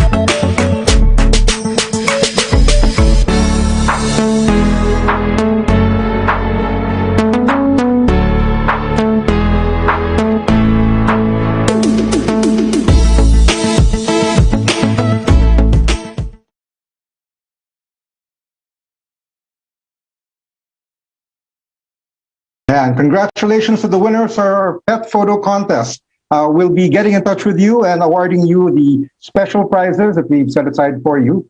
Now, we're going to allow some questions to our panelists now, and I'll be able to field the first question to Dr. Latrice.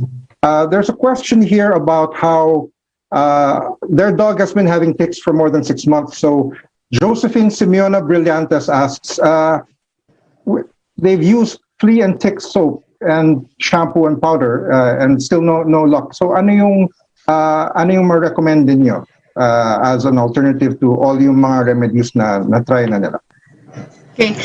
Pinakamaganda is yung oral medication. Kasi buong system kasi syempre pag kinaya natin buong system, lalawak yung anti-tick and flea instead of, syempre maganda pa rin na nagsishampoo tayo na pang-prevent, but mas makakatulong rin talaga if magta-take tayo ng oral. Meron siya available sa lahat ng vet clinics, and even I think sa pet shop, it is available. Meron for 3 months, meron for monthly. So, depende sa available. Pero mas recommended ko talaga is oral instead of injectables, instead of spot-on. Kasi sometimes yung spot-on, nalilik ng ibang pets. So, I recommend oral. Okay. But let's say, for instance, due to supply reasons, unavailable yung oral remedy, and may iba pa ba, or even a kind of home remedy na using everyday? Mas maganda if i-detect natin sila, if tatanggalan natin sila, and never titirisin yung tick, lalo na yung female, kasi once na tiniris natin yun, magkakalat pa yung egg. Okay, so mas maganda rin kung susuportahan natin ang pagtanggal na isa-isa talaga. Kasi ito, nasa environment ito. Yung ticks, nasa grass, nasa woods, nasa sahig. So, it's important to clean the environment, to make sure na walang dun naglalay ng egg or ticks na. Kasi kahit nabigyan mo siya ng oral meds, kahit shampoohin mo siya, if nasa environment, useless yan. Baka yung mga tao mismo, sila yung nagbibigay sa dog nila. Yes, malay natin. Maligo-ligo muna, di ba? Inom na rin sila. Well, okay, we have one question here from Eric John Sikua to Miss Elena. Can we avail the space service even not for strays but for our own pets? Pag po open na yung clinic namin, definitely yes. But we also hold, yun nga po, spay and neuter drives when we get funding. So nagpupunta-punta po kami sa iba-ibang locations. We just post it on our page. Yun po, so you can avail of our low-cost kapon din. So watch out na lang po sa page namin, and sana ma-kumpleto na po yung clinic para you can go to our clinics as well. This is in Bacolod? Hindi po, in San Jose del Monte. It's just an hour drive from here. Oh, okay. So yes, so that would be very helpful for people. I noticed that your prices are really very reasonable compared to traditional veterinary prices today. Yes po, mostly sa gamot lang po ang kinukuhanan namin. Mm-mm. And you're planning to have a new center, you'll be buying land and then finally establishing it. Do you have a timeline for that, or we're excited to be? Yes po, that's the one in Bacolod kasi po our founder is based in Bacolod. So gusto po niya na talagang makakuha na ng permanent land doon para sa mga rescues at para mas marami din na makuha pang rescues. But ultimately kasi po yung ginagastos dun sa shelter ngayon na pagpagawa ng kennel and upkeep, sayang lang din kasi hindi naman yun permanent. So yun po, we're hoping to get that sealed. We're hoping to get the funding this weekend kasi parang may deadline na po si landowner na this weekend mabigay na yung down. So yun. So calling out to all stakeholders, please. Yes, donate any amount you can. It's a big help. Collective effort is good. I imagine there would be a lot of brands related to pet care and to animal advocacy who would just need to be aware of this, and they would gladly jump on board and be able to be partners. I know. I wish we had more time actually to promote and for that campaign for the land. But last week kasi we were so busy with our I Had Week, the International Homeless Animals Day week. We celebrated it week long. Dr. Leatrice was there with us during the webinar. Even Jelay was also with us for the kick-off event. So we were very busy last week, but we're still hoping to get that land acquired. Were you and Jelly also in masks and unable to really see each other and recognize each other face to face? Si Dr. Leatrice po, na-meet ko sa shelter one time. Meron kaming kapon sa shelter pero nakamask kami pareho, so hindi kami magkakakilala. Apo. Naalala ko po yung two kids niya po, ang cute. Yeah. Yung not so furry, niya, babies. Dr. Leatrice, there's a question from Chris Clemente for you. How do you disinfect pets coming from outside? I think ito yung mga either pinagala nila na pusa or dogs running around, and then before just like the people, di ba, pag galing ka sa labas, meron kang wipe dami, merong ritual, kumbaga na nagsusundo. What do you recommend? Actually, sa pet, meron na kasi ngayon available sa Lazada and Shopee. I think it's pet sanitizer. For pets talaga siya. Kasi some sanitizer kasi or some disinfectant is harmful for the pets. So it's important to see the content. And ang pinaka-best best way talaga ma-disinfect man lang sila is maligo after walk. So yun, walang harmful effect. Kasi sometimes, meron kasing content yung mga pang-disinfectant na nakakalason. So, Baga, if it's bad for you, it might be bad for them also. You can spray it on yourself. Yes. Kasi syempre, inaamoy nila or dinidilaan nila. Unlike sa atin, di naman natin didilaan yung dinisinfect natin, right? At least yung iba hindi inaamin, di ba? So, yes. So, maganda sa environment. Ligo lang tapos disinfect sa environment. So dapat pala pagpasok mo na, sabay mo na siya, isama mo na sa banyo, di ba? Yes. Dunk mo na dun sa timba and make sure na warm water kasi syempre sisipunin sila. Ayan. Okay. Kasi yung iba sanay na sisigaw na lang pagka on ng shower, pagkatabo, di ba? Opo. Parang after walk, after ligo, fresh, matutulog na, di ba? Well, we have a question here for Elena. In terms of the advocacies, you mentioned a whole lot, and you even skimmed through a number due to time constraints. No, pero of all of those, what's closest to heart in terms of what you personally have fondness for in terms of your activities ninyo? For me, talaga, it's the rescuing. Getting proper treatment for those who cannot avail. That's what I handle mostly in the rescues committee. So yun, and responsible pet ownership is what I would really like to properly advocate, and yun nga, probably my favorite. Because we wouldn't have to rescue, any stray or any pet if maayos po ang pag-aalaga ng mga pet owners. What are the possibilities of tie-ups with, let's say, pet food companies and these branded animal products that could actually gain better exposure? And it wouldn't hurt to be. We're very open to any collaboration po, as long as it's for the rescues, as long as we can, create kinder communities and, raise more for more rescues. Para din mas madaming mas stay and neuter, para mas bumaba ang stray population natin, mas hindi maging problema. Kasi mostly nakikita lang ng citizens natin problema yung mga strays, and we wanna solve that. Konti-konti.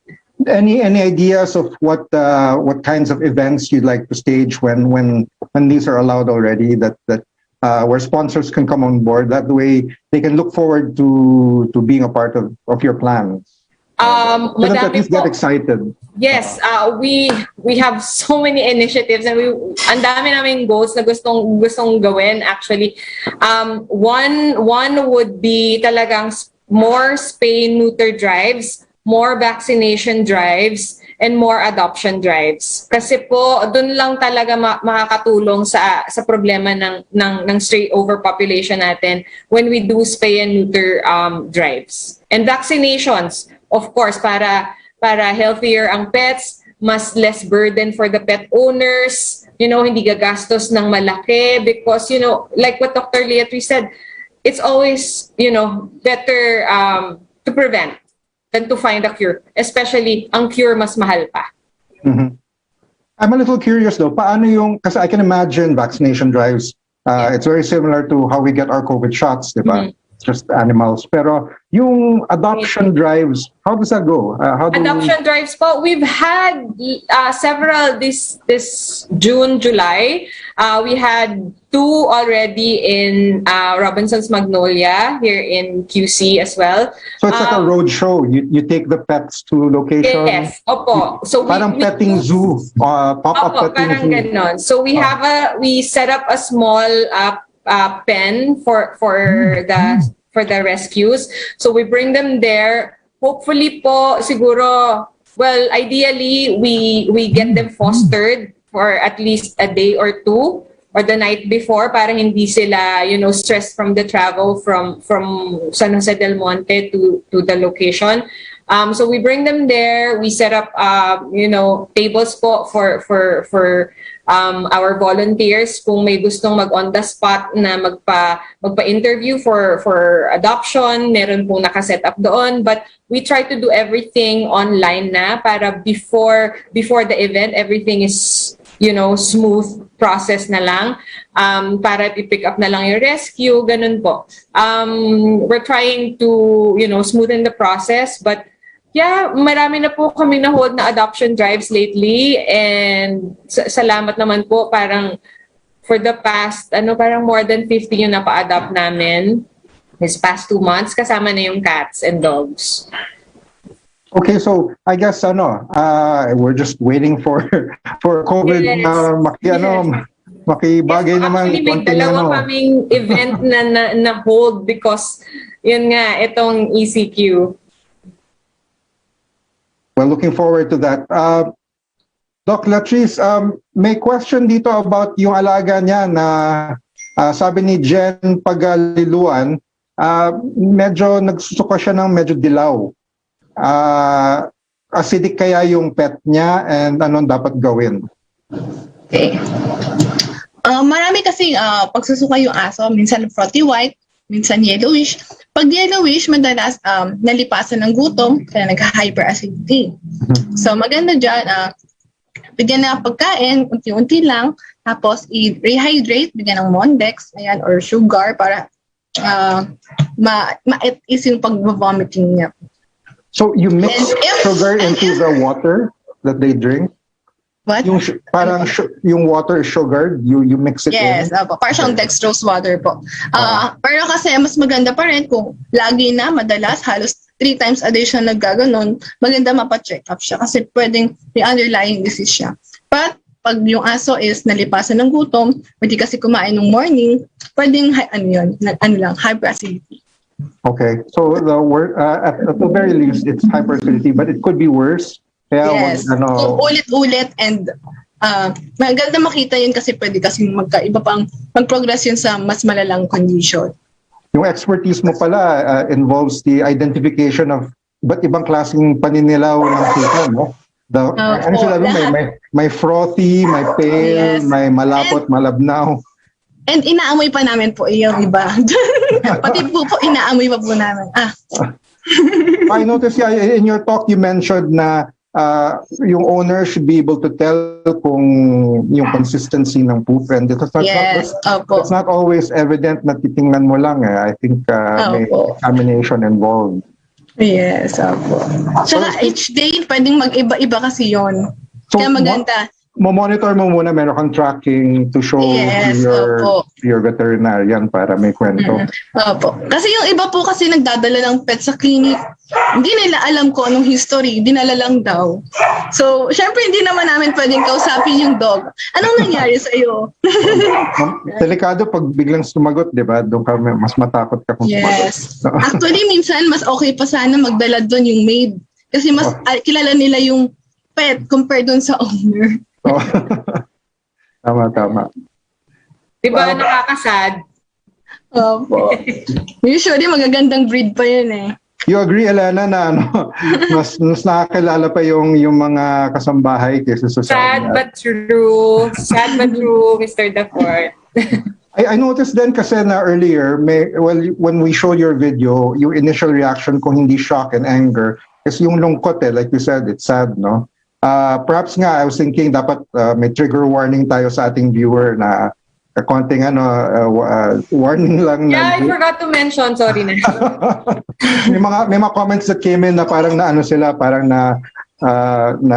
hindi na yung nawalan na sila ng gana sa panghapunan or something. But it's at the same time there's no other way of going about it. Yes. Totoo to nangyayari.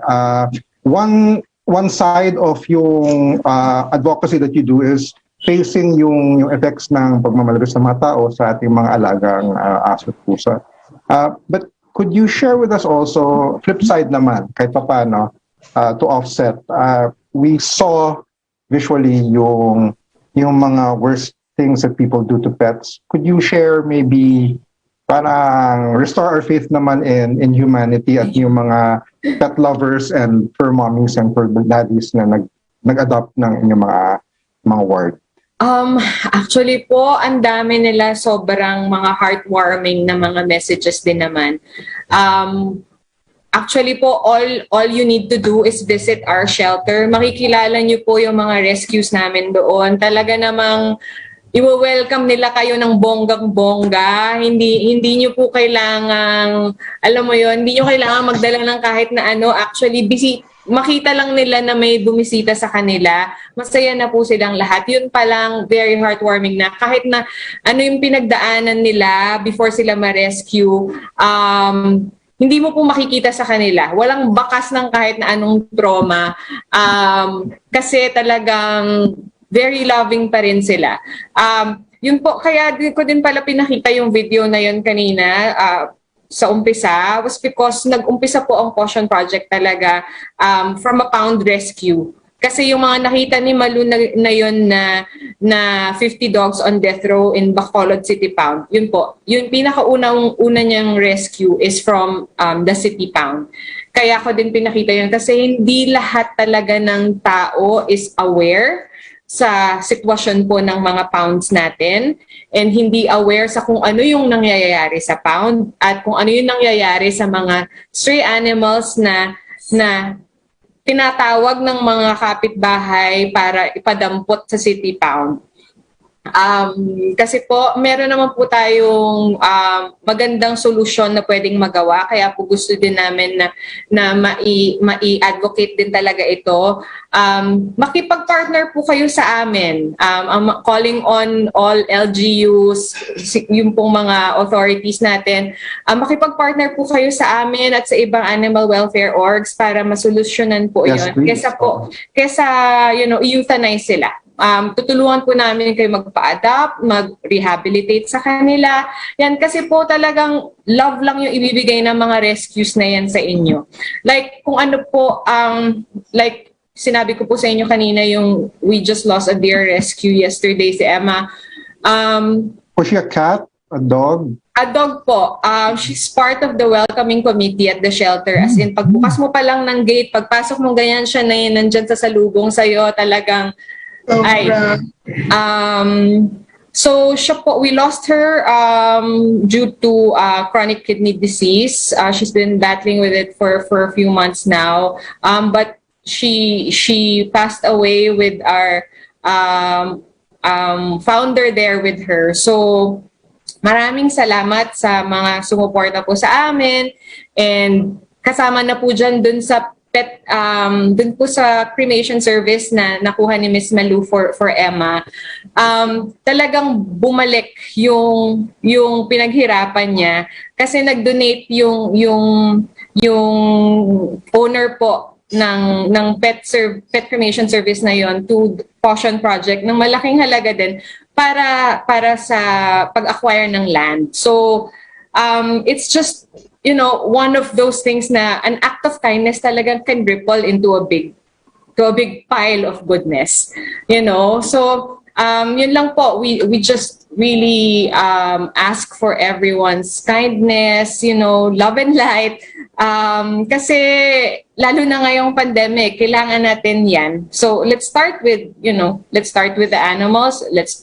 Kasi po, kung sino man ang hindi you know, kung hindi man kayo maging mabuti sa animals, how can you be nice to you know, to a human? True. Very true. I'm very sorry though, but we're running out of time. I wish we had more to be able to Next discuss time, maybe. more of the heartwarming end of yung rescue. Yes, madami pa po kaming stories. So that's most of the time that we have for our Fur Baby Forum, but we do have one last opportunity for you to give your insights or final words. Maybe we can start with Dr. Beatriz. Okay, first of all, thank you ulit Manila Times sa opportunity na to na ma-share namin and ma-educate yung mga fur parents. Sobrang halaga nito. Lack of education. Di nila alam, nakakasama na pala yung ginagawa nila. Alam lang nila, mahal nila yung aso. So it's important. Kaya, thank you Manila Times for this opportunity.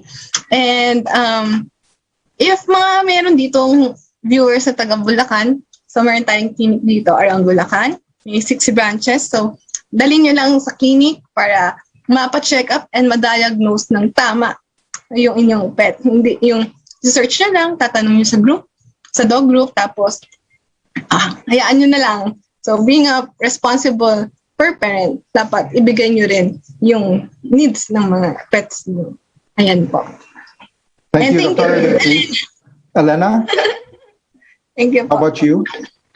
Thank you so much, Manila Times, for giving us this opportunity. Napakalaking bagay po na tulong ito sa Potion Project para po ma-educate and to, you know, to spread our advocacy. Sana may ma-inspire kami. You know, hindi naman po kailangan big gesture, you know, to help or to show you care. Hindi po kailangan ng malaking, yun nga, ng malaking ginagawa. Importante po is yung commitment mo and yung talagang genuine na pagtulong. So sana po may na-inspire kami na you know, feed a cat, feed a dog, and then, you know, have them spayed, have them neutered somehow.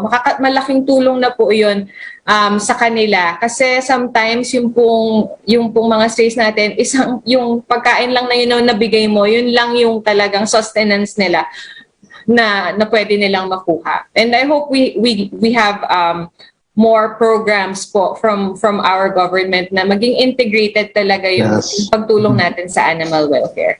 Yun po. And on behalf of Potion Project, marami pong salamat sa inyong lahat. Thank you, Elena. And thank you also, Dr. Latrice, for your insights on better pet care and the advocacy for adoption and caring for all our animal friends, our fur babies. Thank you, Sir Daport. We'd also like to thank Jale Andres and Yasi Pressman for giving us their insights earlier and sharing with us their experiences and the projects that they're currently working with regarding making of the world a better place for our fur babies. Dr. Beatriz Gonzalez is a vet influencer. Elena Bantigue is the Rescuing and Partners Committee Head for Potion Project, and its ambassador is Jale Andres. We'd also like to thank our special partners, Firehouse Pizza and Vista Mall. Gratitude also goes out to our organizational partners, kasi our forum does not run on steam alone. We do have our collaborators, namely the British Chamber of Commerce Philippines, CCI France Philippines, the Davao City Chamber of Commerce and Industry Incorporated, the Financial Executives Institute of the Philippines, the Italian Chamber of Commerce in the Philippines Incorporated, and the Management Association of the Philippines. Of course, our media partner is the Manila Times TV. I'm the Fort Villasaran, and this has been the Manila Times Online Pet Forum on caring for fur babies with love and passion. Have a fantastic week. Thank you.